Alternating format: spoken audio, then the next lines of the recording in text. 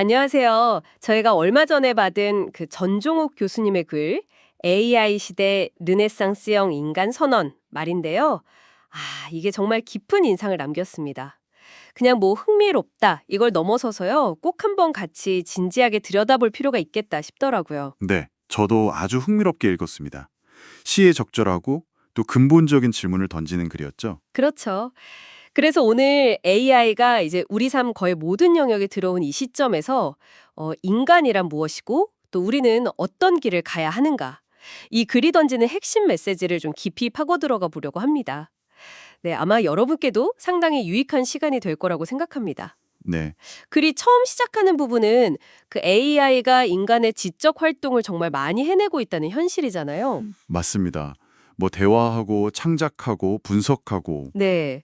근데 기술이 이렇게 발전하는데도 오히려 인간에 대한 고민, 뭐 약간 성찰이 더 깊어지는 이 상황.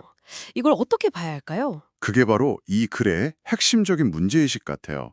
저자도 AI의 능력이 정말 놀랍다고 하면서도 동시에 뭔가 좀 찜찜하다 이런 표현을 쓰거든요. 네. 그 찜찜함이라는 표현이 인상 깊었어요. 그렇죠.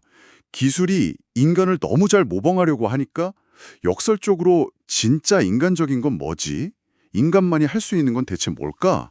이런 질문을 더 하게 된다는 거죠. 과거의 기술 발전하고는 좀 다른 결이라는 말씀이시네요. 네, 맞아요. 예전에는 뭐 달에 간다거나 해서 외부 세계를 탐험했다면 AI는 우리 내부, 그러니까 인간이란 무엇인가 이걸 자꾸 들여다보게 만드는 거죠. 그래서 암세포 비유를 든 것도 그런 맥락인데요.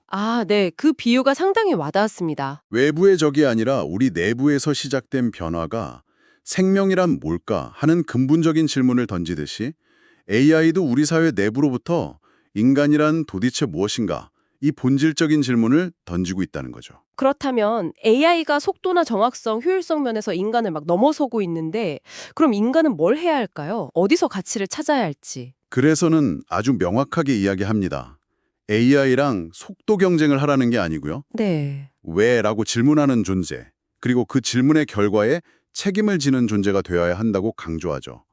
단순히 얼마나 빠르냐가 아니라 이게 왜 필요하고 어떤 의미가 있느냐, 그 방향성을 고민해야 한다는 겁니다. 왜? 라고 묻는 힘, 그리고 책임감. 네. 여기서 이제 그 크로스형 질문이라는 개념이 중요하게 등장합니다. 크로스성 질문이요. 좀 더 설명해 주시죠. 그러니까 AI는 주어진 데이터를 기반으로 계산하고 기억하는 건 잘하잖아요. 네, 그렇죠. 하지만 성찰을 한다거나 서로 다른 분야를 막 넘나들면서 연결하고 본질을 꿰뚫는 질문, 이런 건 인간의 몫이라는 거죠. 예를 들면 어떤 게 있을까요? 글에 넣은 코닥 기술자 이야기가 좋은 예인데요.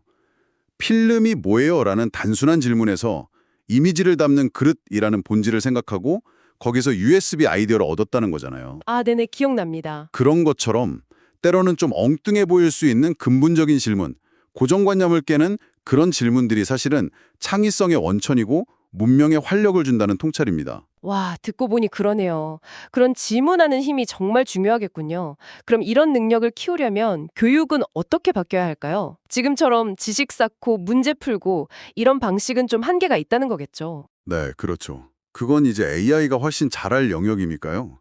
그래서는 교육이 이제 분야 간의 그 칸막이, 이걸 허물어야 한다고 주장합니다. 과학, 역사, 예술, 윤리 이런 것들이 막 한 교실에서 만나서 통합적으로 사고하고 근본적인 질문을 던지는 훈련이 필요하다는 거죠. 상당히 이상적인 방향인데요.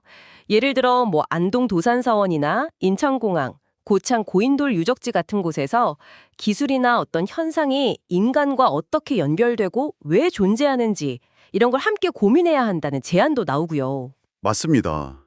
핵심은 지식을 단순히 전달하는 게 아니라 질문하고 답을 찾아가는 그 과정 자체를 교육의 중심으로 가져와야 한다는 거예요. 과정 중심 교육이군요. 네. 이게 과연 옳은가? 인간적인가? 우리가 책임질 수 있는가?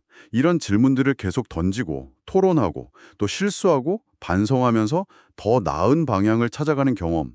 바로 이 과정에서 따라오는 여러 감정들, 윤리적인 고민, 또 자기를 돌아보는 성찰. 이런 것들이야말로 AI가 절대 따라할 수 없는 인간 고유의 영역이고 우리 교육이 다시 회복해야 할 가치라는 메시지입니다. 정말 중요한 지적이네요. AI를 단순히 경쟁 상대로 볼 게 아니라 우리 자신을 비춰보는 거울로 삼아야 한다는 결론으로 이어지는군요. 정확합니다. AI랑 경쟁할 게 아니라 오히려 AI를 통해서 인간성을 더 깊이 묻고 성찰하는 길을 가야 한다는 거죠. 네. 결국 이 AI 시대에 우리가 놓지 말아야 할 가장 중요한 것은 끊임없이 질문하는 힘. 이게 이 글의 선언인 셈입니다. 질문을 멈추는 사회는 도태될 수밖에 없으니 끝까지 질문을 붙잡는 존재가 되자. 이런 이야기죠. 역시 핵심은 질문하는 힘을 잃지 않는 것, 이것이었네요.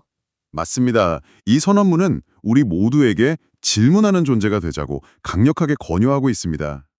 그렇다면 여러분, 지금 이 순간 여러분에게 가장 중요하게 다가오는 질문은 무엇인가요?